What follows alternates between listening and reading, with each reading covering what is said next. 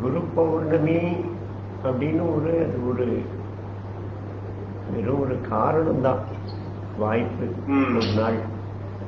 ஆனால் ஆக்சுவலாக நம்ம மனசில் நம்மளை மாற்றிக்கிறதுக்கு, நம்மளை உயர்த்திக்கிறதுக்கு, நமக்கு தெரிஞ்சுக்கிறதுக்கு ஆசை, அந்த ஆர்வம் இருக்கா? அதுதான் ரொம்ப முக்கியமானது. நம்ம வளர விரும்புகிறோமா அப்படின்னு அந்த ஒரு தாகம் நமக்குள்ள வந்துருக்குன்னு சொன்னால், நமக்கு உரிய குரு தானே வந்து நம்ம கிட்ட வந்து சேர்றாரு. குருவை தேடி கூட போக வேண்டாம், தானே வரும். அதனால நம்ம இப்போ நீங்க சங்க அனுபவத்தையே எடுத்தா கூட, நாம் எல்லோருமே வந்து அந்த தேசிய எண்ணங்கள், சமுதாயத்தை பற்றிய ஒரு அக்கறை, நம்ம தேசத்து பெருமைகளை பற்றிய அது தெரிஞ்சுக்கணுங்கிற ஆர்வம், அந்த பெருமை உள்ளுக்குள்ள நமக்குள்ள கிளப்பப்பட்ட அந்த நிலை, இதெல்லாம் ஒரு தயாரான பிறகு, ஒரு ஏறு உழுது பதப்படுத்தப்பட்ட ஒரு நிலை மாதிரி நம்ம தயாரானப்புறம் ரொம்ப இயற்கையாக சங்க அறிமுகம் கிடைக்கிறது யாரோ ஒரு ஆள் மூலமா. பட் இந்த ரவுண்டு நமக்கு அதுக்கு நமக்குள்ள நடக்கணும். சிலருக்கு வந்து வெளியிலேருந்து ஒரு ஆள் வந்து பின்னால தொங்கி பின்னால துரத்தி அவரை சங்கத்துக்கு கொண்டு வரும். அந்த மாதிரி ஆளுங்களும் இருக்காங்க. பட் அவர் வந்து அவர் கூட அந்த துரத்துற ஆளு கூட 10 பேர் மேல பின்னால துரத்தினாலும் யாரோ ஒரு ஆள் தான் நமக்கு கிடைக்கிறார். அவர் தான் அந்த பதப்படுத்தப்பட்ட தயாரா இருக்கிற அந்த நிலம். ஏதோ ஒன்று அவருக்குள்ள இருக்கு. அந்த உள்ள இருப்பது தான் ரொம்ப முக்கியம். அதே போல இந்த குரு அப்படிங்கிற விஷயம், ஆன்மீக எந்த ஒரு வளர்ச்சியிலுமே நமக்கு அந்த எண்ணம் வேணும். இப்போ விளையாட்டுத்துறையில எனக்கு ரொம்ப பிடிச்ச ஒரு வாழ்க்கை வந்து ராட் லேவருடையது. அவன் ஆஸ்திரேலியாவில் 5ஆம் கிளாஸ் படிக்கும்போது அவன் ரோடுக்கு அது நடந்து தன்னுடைய வீட்டுக்கு திரும்பி போயிட்டு இருக்கிறான்.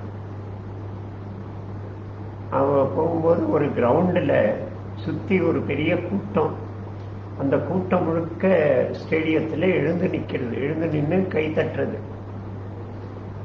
கை தட்டி இவன் உடனே ஆர்வமா, என்ன அது, யாரு, எதுக்காக கை தட்டுறான்னு உள்ள புகுந்து பார்க்குறான். அந்த மைதானத்துடைய நடுவில் ஒரு ஆள் நின்றுட்டு இருக்காரு, கையை 2 கையும் உயர்த்தி. அவர் கையில் ஒரு பேட் இருக்கு, ராக்கெட். இவன் மனசுல அந்த இடத்துல நான் இருக்கணுங்கிற ஒரு ஆசை வருது. அவ்வளவுதான், அதுதான் விதை.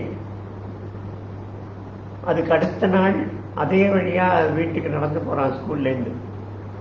அந்த மைதானத்தை இயற்கையாவே அவன் திரும்பி பார்க்கறான். அந்த பார்த்தா அங்க அவனுக்கு வந்து அங்க ஒரே ஒருத்தர் இருக்காரு, ஒரு 4-5 பையங்க இருக்காங்க, இளைஞர்கள் இருக்காங்க. அவருக்கு இவர் சொல்லி கொடுத்துட்டு இருக்காரு. இவர் இந்த பையன் வந்து அவர்கிட்ட போறான், அவன் தான் சொல்லி கொடுக்குறான்னு தெரிகிறது. எனக்கு அவனுடைய அந்த பரபரப்புல பேச தெரியல. எனக்கு சாம்பியன் ஆகணும், நானும் சாம்பியன் ஆகணும் அப்படிங்கிறான்.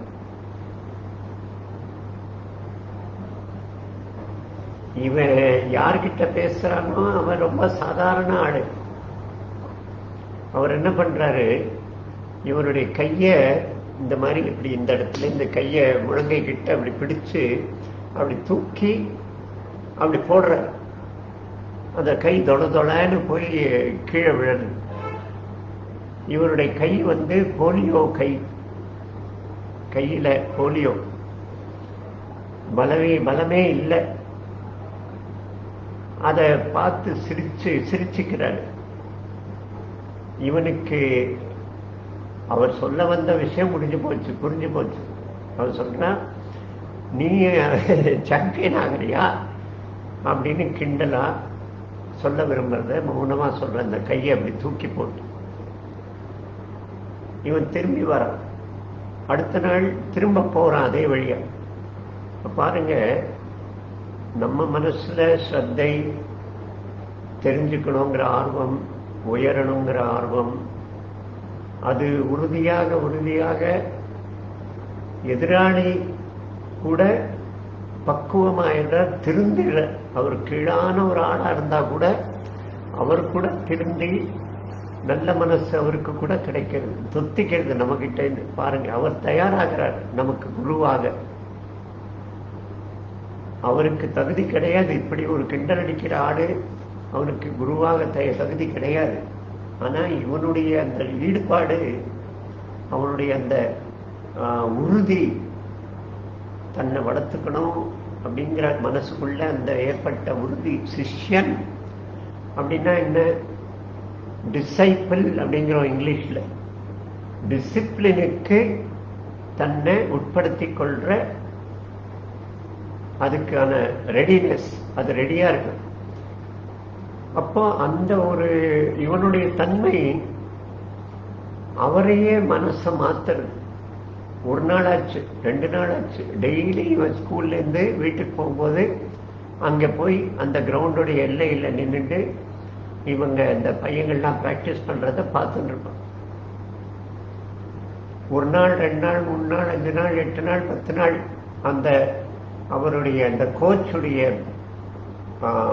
அந்த ஒரு கெட்ட தன்மை இல்ல கீழ்த்தரம், ரொம்ப சாதாரண ஒரு மனநிலை, அது மாறுறதுக்கு, பக்குவமானதுக்கு இத்தனை நாள் ஆறுது. அவர் இவங்கிட்ட வராரு, டேய் ஒன்னால் முடியாது அப்படிங்கிற, விளையாட முடியாது, இந்த பேட்டை தூக்கவே முடியாது, எடுத்து திருப்பி அடிக்கணும், அதுக்கெல்லாம் பலம் இல்லைங்கிற. இல்லை, நான் எப்படி முடியும்னு நீங்க சொல்லுங்க அப்படிங்கிற. சரி நாளைக்கு வாங்குற. ஒரே சந்தோஷமானது இவனுக்கு. வெறும் சொல்லியிருக்காரு அவ்வளவுதான், நாளைக்கு வா அப்படின்னு உடனே பெரிய சந்தோஷம் அன்னைக்கு. அப்படியே ராத்திரியெல்லாம் அவனுக்கு அவ்வளவு பரபரப்பு, தூங்க முடியல. நாளைக்கு ஸ்கூல் முடிச்ச உடனே அடுத்த நாள் நேரம் ஓடி போறாங்க. அவர் ஒரு கடினமான ரப்பர், ஹார்டு ரப்பர், அந்த ரப்பர் பந்தை ஒண்ணு கையில கொடுக்கிறார் இந்த சின்ன பையன்கிட்ட. கொடுத்து, நீ என்ன பண்ணு, உன் கையால இந்த பந்தை அழுத்திண்டே இரு, மெதுவா கையில பலம் வரட்டும், அப்புறம் பார்க்கலாம் அப்படின்னு. இவன் எடுத்துன்னு போறான். அன்னையிலேருந்து அவன் ஒரு ஒரு நம்ம தேசத்துல நாமெல்லாம் சொல்லுவோம் தவம் பண்ணார் அப்படின்னு. அந்த மாதிரி ஒரு பெரிய தவம் பண்றான். அந்த அவன் மனசெல்லாம் அந்த அந்த ஒரே ஒரு செயல்ல தான் இருக்கு. அந்த பந்தை அழுத்திட்டே இருப்பான். இந்த கையில வலிக்கும் போது அந்த கை, அந்த கையில வலிக்கும் போது இந்த கை. அந்த போலியோ கை வலிக்கும், கொஞ்சம் கூட முடியாது. ஆனா மெதுவா மெதுவா மெதுவா மெதுவா 6 மாசம், 8 மாசம், 10 மாசம் ஆச்சு. அவன் தினம் அவரை பார்த்துட்டு போவான், ஹலோ சொல்லிட்டு. இது தொடர்ந்துட்டே இருக்கும். அவனுடைய கூட பிறந்த அக்கா கூட அவனை கிண்டல் அடிக்கிறான், நீ சாம்பியன் ஆக போறியா, அம்மா அம்மா பாரு இவன் சாம்பியன் ஆக போறானா அப்படின்லாம் கிண்டல் அடிக்கும். ஆனா அதெல்லாம் இவன் கண்டுக்காம தவம், அதாவது மேனகை தவத்தை கலைக்க முயற்சி பண்றான்லாம் நம்ம கேட்கிறோம். அந்த மாதிரி தான் இதை சுத்தி இருக்கிறவங்கலாம் அவனுக்கு, ஸ்கூல்ல பசங்க கூட இருக்கிற பசங்க. அப்புறம் 10-11 மாசம் கழிச்சு அவர் முதல் தடவை இவன் கையில அந்த ராக்கெட்டை கொடுக்கிறார். கொடுத்து பந்தை கையில கொடுத்து ராக்கெட்டால அடிக்க சொல்றது, பந்து அடிக்க சொல்றது. அந்த நெட்டை தாண்டி பந்து போய் விழறது. அதுக்கு 5-6 தடவை இவன் பிராக்டிஸ் பண்றான். அப்படி செய்து கடைசியில நெட்டை தாண்டி விழுந்த உடனே அவருக்கு கட்டி பிடிக்கிறார் இவனை. ஒரு கிட்டத்தட்ட ஒரு மாசம் இது ஒண்ணுதான் பயிற்சி. பந்தை எடுத்து அந்த பக்கம் அடிக்கணும், நெட்டுக்கு அந்த பக்கம். அதுக்கப்புறம் அவர் அங்கிருந்து அவர் கொடுக்கிற பந்தை இவன் திருப்பி அடிக்கணும், தடுக்கணும். தடுக்கிறது பிராக்டிஸ். அதுக்கு அடுத்தது திருப்பி அடிக்கிற பிராக்டிஸ். அப்படின்னு ஒரு பெரிய ஒரு யாகசாலையில நடக்கிற இது மாதிரி நடக்கிறது இவருங்க 2 பேருக்கு நடுவில். அங்க பணம் கொடுத்து டென்னிஸ் கிளப்ல சேர்ந்தவங்க நிறைய பேர் இருக்காங்க. இவர் கோச் கிட்ட பிராக்டிஸ் எடுக்க அவங்கெல்லாம் எங்க போனாங்கன்னே நமக்கு தெரியாது. அவங்க பேர் கூட நமக்கு தெரியாது. ஆனா இந்த பையன் ஸ்கூல்ல டென்னிஸ் சாம்பியன் ஆகிறான். ஒரு 3-4 வருஷம் கழிச்சு ஸ்கூலுடைய டென்னிஸ் சாம்பியன். அப்புறம் வளர்ந்து வளர்ந்து வளர்ந்து நம்ம 4 போட்டிகள் உண்டு டென்னிஸ்ல. 4 போட்டிகள்ல Wimbledon, French Open, US Open, அப்புறம் 4வது வந்து ஆஸ்திரேலியன் ஓபன். 4 போட்டி உண்டு. இதுக்கு கிராண்ட் ஸ்லாம் போட்டிகள்னு பேரு. இதை தவிர ஸ்வீடிஷ் ஓபன் மற்றதெல்லாம் நடக்கும். ஆனா அதெல்லாம் கணக்கில் இல்லை. இது 4 மெயின் போட்டி. இந்த 4 போட்டியிலையும் ஜெயித்த 4 போட்டியிலையும் ஒரு வருஷத்துக்குள்ள ஒரே வருஷத்துல 4லயும் ஜெயிச்சவன். நீங்க பார்த்தீங்கன்னா சிலரெல்லாம் மண்ணு தடத்து மேல ரொம்ப நல்லா விளையாடுவான். ஆனா விம்பிள்டன்ல இருக்கிற புல்தரை மேல அவனால் விளையாட முடியாது. அதனால அவன் மண் தரை கிளே கோர்ட் எங்க பிரான்ஸ்ல அது ஜெயிப்பான். ஆனா விம்பிள்டன் தோற்றுருவான். விம்பிள்டன் ஜெயிப்பான். ஆனா அந்த ஹார்ட் கோர்ட் அமெரிக்காவுடைய ஹார்ட் கோர்ட்ல தோற்றுருவான். இந்த மாதிரி இருக்கும். ஆனா 4லயும் ஒரு வருஷத்துல ஜெயித்த ஆளு ஒரு தடவை இல்லை 2 தடவை. ராட் லேவர் அப்படின்னு ஆஸ்திரேலியாவுடைய டென்னிஸ் பிளேயர். பெரிய ஒரு இது இப்போ வந்து அவனுக்கு அந்த குரு கிடைச்சாருன்னு சொன்னா அவர் தயாராகவே இல்லை. ஆனா அவர் தயாரானார். இவன் சிஷ்யன் எப்படிப்பட்ட ஒரு டிரான்ஸ்பர்மேஷன் இந்த குருட்ட கூட கொண்டாருங்கிறதுக்கு ரொம்ப சிறந்த ஒரு உதாரணம் இந்த ராட் லேவர். இதுதான் நம்ம வாழ்க்கையில எல்லா விஷயத்துக்கும் பொருந்தும். அது படிப்பா இருந்தாலும், ஆன்மீக விஷயமா இருந்தாலும், ஏதாவது திறமை கத்துக்கிறதா இருந்தாலும், ஏதாவது ஒரு சயின்ஸ் மாதிரி ஏதாவது துறையில ஆழமான ரகசியங்கள் தெரிஞ்சுக்கணுங்கிற விஷயமா இருந்தாலும், சரியான ஒரு ஆளு நம்ம கண் முன்னால வந்து நிற்பான். குரு தானே வந்து தேடி வந்து நிற்பான் நம்ம முன்னால. நான் எனக்கு சங்க அனுபவம், சங்கத்து உள்ள பிரவேசம், அது வந்து ரொம்ப இதே மாதிரிதான். நான் ஒரு நிகழ்ச்சி நான் பாட்டுக்கு வீட்டுக்குள்ள இருப்பேன், வெளியில போக மாட்டேன், வீட்டோட இருப்பேன். விளையாட்டு பெருசா விளையாட்டுலாம் கிடையாது. எங்க தாத்தா வந்து கழுத்தை பிடிச்சு வெளியில் தள்ளுவார், விளையாடிட்டு வா அப்படின்னு. ஆனா நான் வந்து அப்படியே இருந்தேன். ஸ்கூலு, வீடு, வீட்டிலேருந்து ஸ்கூலு, அவ்வளோதான். ஒரே ஒரு ஃப்ரெண்டு, அவன் மட்டும் டெய்லி நாங்கள் 2 பேரும் சேர்ந்து ஸ்கூலுக்கு போவோம், சேர்ந்து திரும்பி வருவோம் நடந்து. காலேஜ் வந்தது பாருங்க, சூழ்நிலை எப்படி ஒன்னொன்னா அமைஞ்சு வந்தது. என்னுடைய வாழ்க்கை எந்த திசையில் அமையணும் அப்படிங்கிறதுக்கு எல்லாம் செட்டப், ஒரு காயின் நகர்த்தி அப்படி வந்தா மாதிரி வந்தது. எமர்ஜென்சி. நான் ஸ்கூலை முடிச்சு காலேஜ் சேரும்போது எங்க நாக்பூர்ல NIT RECன்னு சொல்லக்கூடிய காலேஜில் கரெக்டா நான் ஜூன் 12ஆம் தேதி ரிசல்ட் வருது, ஜூன் 25ஆம் தேதி எமர்ஜென்சி வருது நாட்டில். நான் நிறைய கேள்வி கேட்டேன். எனக்கு ஒரு அத்தை புருஷன், அத்தின் பேர் வந்து என்னை சினிமாவில் அழைச்சின்னு போனார். ரொம்ப சின்ன வயசுல, நான் ஒரு 5 கிளாஸோட படிக்கிறேன். பட்டணத்தில் பூதம் அப்படின்னு ஒரு சினிமா. அவருக்கு சினிமா மேல ரொம்ப இன்ட்ரெஸ்ட். கல்யாணமான புதுசு அவருக்கு. நான் என்ன அழைச்சிட்டு போறார் மனைவியுடைய அண்ணன் பையன்னு.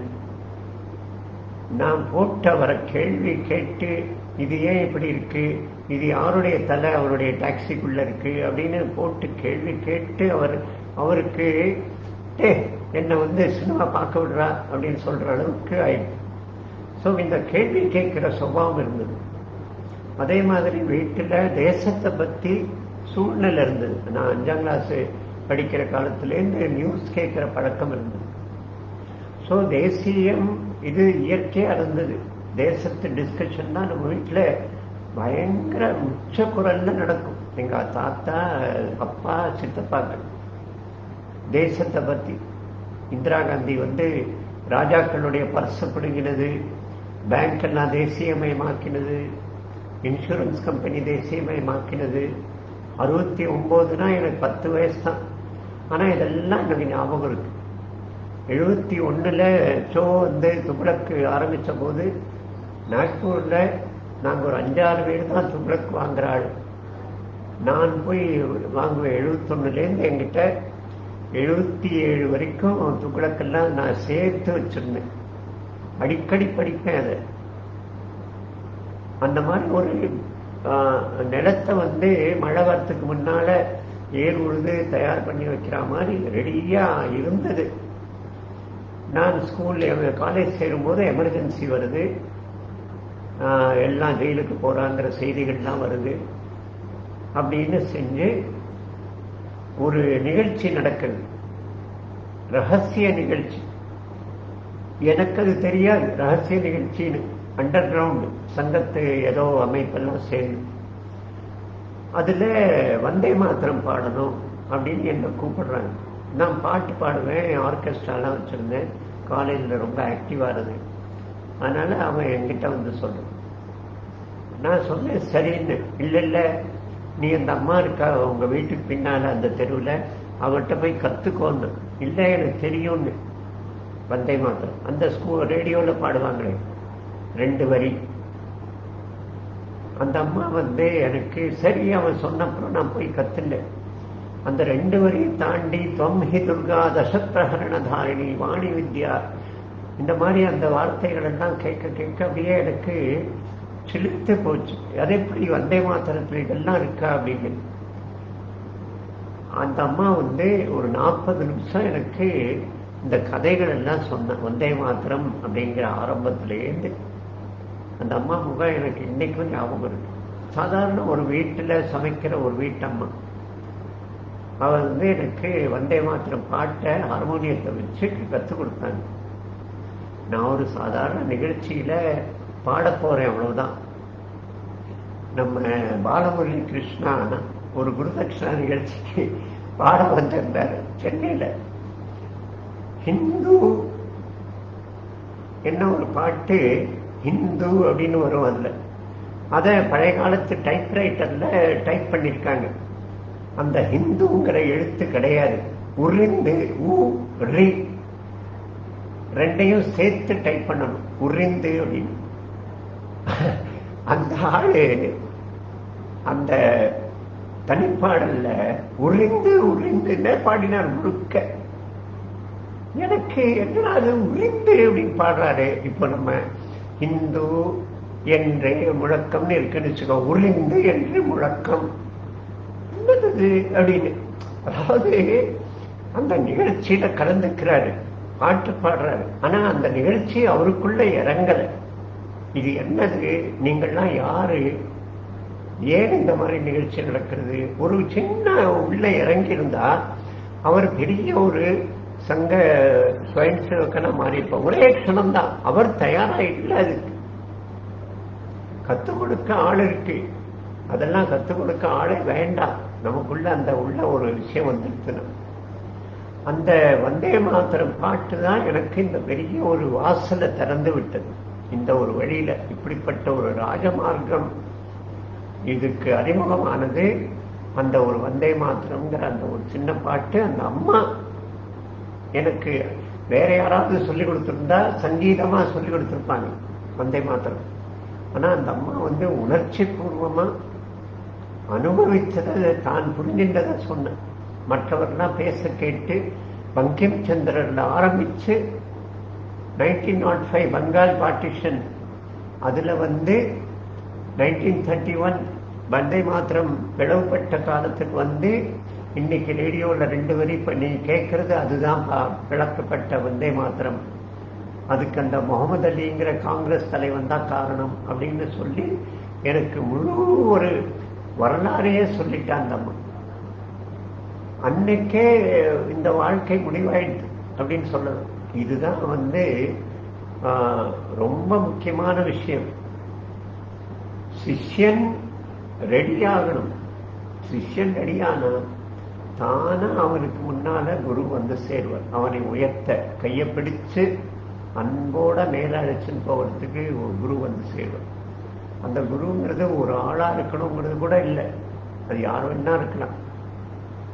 அந்த மாதிரி ஒரு குருவுக்கு நம்ம நம்ம கடனை திருப்பி அடிக்கிறோம் அப்படின்லாம் சொல்றதெல்லாம் சும்மா ரொம்பவும் சின்ன விஷயம். கடனெல்லாம் திருப்பி அளிக்கவே முடியாது. ஆனா நம்ம மனசுல ஒரு பாரத்தை குறைக்கணும். இல்ல வேண்டாம்ப்பா, கொடுக்க வேண்டாம் அப்படின்னு சொல்றா அந்த அம்மா. இல்ல எனக்கு மனசு கொஞ்சம் ரிலாக்ஸ் ஆகிறதுக்காக நீங்க வாங்கிக்கோன்னு நம்ம சொல்றோம். அந்த மாதிரி நம்ம மனசு பாரத்தை குறைக்கிறா இந்த குரு தட்சிணைங்கிற விஷயம். ஆனா அந்த குரு தட்சிணை கூட பணத்தால கணக்கு போடுறது இல்லை, அது உள்ள இருக்கிற நம்ம மனசுல இருக்கிற உணர்வால தான் கணக்கு போடுறோம். இந்த மாதிரி ஒரு அழகான நிகழ்ச்சி இந்த குரு பௌர்ணமி. முழுமையான நாள் பூர்ணிமா பௌர்ணமி அப்படிங்கிறது முழுமையான நாள். அந்த முழுமையான நாள் அன்னைக்கு வியாசர் அவரை படிக்க எப்படிப்பட்ட ஒரு ஆளு. அதாவது பக்கத்துல வியாசருடைய அப்பா அவர் என்ன பண்ணினார், வெறும் இந்த குழந்தைய பெற்றார், அவ்வளவுதான். அதுவும் அவர் அந்த கங்கையில படகு மேல போயிட்டு இருக்கும்போது திடீர்னு கிரகங்களுடைய அமைப்பை பார்க்கிறார், காலத்தை பார்க்கிறார், கிரகங்களுடைய அமைப்பை பார்க்கிறார்.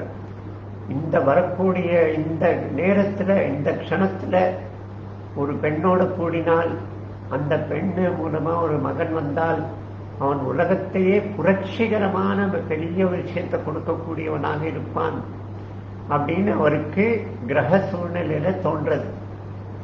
பாருங்க அந்த காலம் எப்படி இருந்திருக்கு பாருங்க. இவர் பராசரங்கிற ஒரு ஆளு வாடகைக்கு படகு எடுத்த ஆளு. அந்த படகு ஓட்டுற பெண்ணு கிட்ட கேட்கிறார், நான் உன்னோட சேரட்டுமா அப்படின்னு. அந்த பெண் ஆச்சரியத்தோட பார்க்கிற இந்த மாதிரி. உடனே நீ ரிஷி, படித்தவன், நான் படிக்காதவள், சரி அப்படிங்கிறார். அவர் தன்னுடைய தபஸால இருட்ட உருவாக்குறார். வானத்துல இருட்ட உருவாக்கி அந்த பெண்ணோட சேர அந்த க்ஷணத்துல அந்த கிரகங்கள் சூழ்நிலையில ஒரு மகன் பிறந்தா அவன் புரட்சிகரமான பெரிய தாக்கத்தை, ஆயிரக்கணக்கான வருஷங்களுக்கான தாக்கத்தை ஏற்படுத்துவான் அப்படின்னு. அதே மாதிரி நடக்கிறது. அவர் சொல்றார், இந்த பெண்ணுகிட்ட நீ 5 வயசு வரைக்கும் ஒரு அம்மாவா இருந்து அந்த குழந்தைய வளர்த்து, அதுக்கப்புறம் நீ அந்த பையனை மறந்துடணும் அப்படின்னு சொல்லி, அது கல்யாணமாகாத பெண். அந்த பெண் அவளுக்கு பிறந்தவர் வியாசர், படகு ஓட்டுற ஒரு மீன் பிடிக்கிற பெண், அவளுக்கு பிறந்தவர். 5 வயசு, கரெக்டா 5 வயசு அந்த பையனுக்கு. அப்போ வியாசர் இவனை அழைச்சின்னு போயிடு. அவளுக்கு திரும்ப கன்னியாக அந்த வரதானத்தை கொடுத்துட்டு, அவள் நீ பாட்டுக்கு குடும்ப வாழ்க்கை நடத்தலாம், கல்யாணம் பண்ணிக்கலாம், இவனை மறந்துடு அப்படின்னு அழைச்சின்னு போறார். அந்த வியாசரை நம்ம பூஜை செய்யறோம் இன்னைக்கு. வியாசரை பூஜை செய்யறோம். என்ன ஒரு விஷயம் பாருங்க. எனக்கு இதெல்லாம் நினைச்சா இதெல்லாம் நம்ம கொஞ்சம் உறக்க பேசக்கூட கொஞ்சம் கூச்சமா இருக்கு. சே, எப்படி ஆளுங்க இருந்திருக்காங்க அப்படின்னு. ஆனா அப்படிப்பட்ட ஒரு அங்க அந்த சூழல்ல பிறந்த வியாசர், அவர் என்ன அற்புதங்கள் செஞ்சிருக்காரு. அது பெரிய படிப்பு. அது படிக்கணும்னாலே பெரிய ஒரு நம்ம முன்னேறமாகும். அந்த தகுதியுள்ள அந்த குருவுக்கு நாளைக்கு நம்ம இன்னைக்கு நாளைக்கு பூஜை செய்யறோம். செய்து அவரை ஒரு பிரதிநிதியா வச்சு தர்மத்துக்கு பூஜை செய்யறோம். அதுதான் சங்கத்துல நல்ல ஒரு சிஸ்டம். காவி கொடிக்கு பூஜை செய்வது, பகவத்வஜம், ஒரு இதுக்கெல்லாம் பிரதிநிதியா ஒரு வியாச பிரதிநிதி மனுஷ ரூபத்துல. இது ஒரு சின்னம், காவிக்கொடி. அப்படி ஒரு அற்புதமான விஷயம் குரு பௌர்ணமி, குரு பூஜை. நாம யாருக்கு பூஜை செய்யறோம் அது ஒண்ணு, நமக்குள்ள இருக்கிற நான் வளரணும், நான் உயரணும், நான் ஒளியை பெறணும் அப்படிங்கிற அந்த வேகம், இது ரெண்டும் சேரணும். நம் வேகம், நமக்கு இந்த வழிகாட்டுற அவருக்கு பூஜை, அந்த பூஜை செய்யற மனப்பான்மை. இதுதான் குரு பூஜையுடைய ரொம்ப அழகான விஷயம். ஒரு சடங்கு மாதிரி அதில் கலந்துக்காம கொஞ்சம் தியானம் செய்து கொஞ்சம் உணர்ச்சியோட அந்த நிகழ்ச்சிகளில் நாம் கலந்துக்கணும், பூஜை செய்யணும். மெயினாக நம்ம உயரணுங்கிற ஒரு தெளிவாக படுத்திக்கணும். அது படிச்சிருக்கணும்னு அவசியம் இல்லை, படிக்காதவர் கூட உயர்ந்த கருத்துக்களை புரிஞ்சுக்க முடியும்.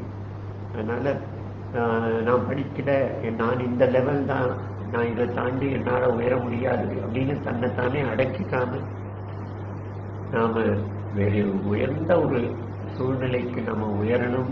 நல்ல தெரிந்தவனா, தெளிந்தவனா, அறிவார்ந்தவனா நாம உயரணும் அப்படிங்கிற ஆசையோட இந்த பூஜையில ஈடுபடணும். அதுதான் ரொம்ப முக்கியமான விஷயம். சரி, குரு நம்ம அரை மணி நேரம் ஆச்சு, 9:30. நான் அந்த ஃபேஸ்புக்கை நான் அனுப்பிச்சிடுறேன். நீங்க ஏதாவது பேசணும் கேட்கணும்னா அப்புறம் கேளுங்க.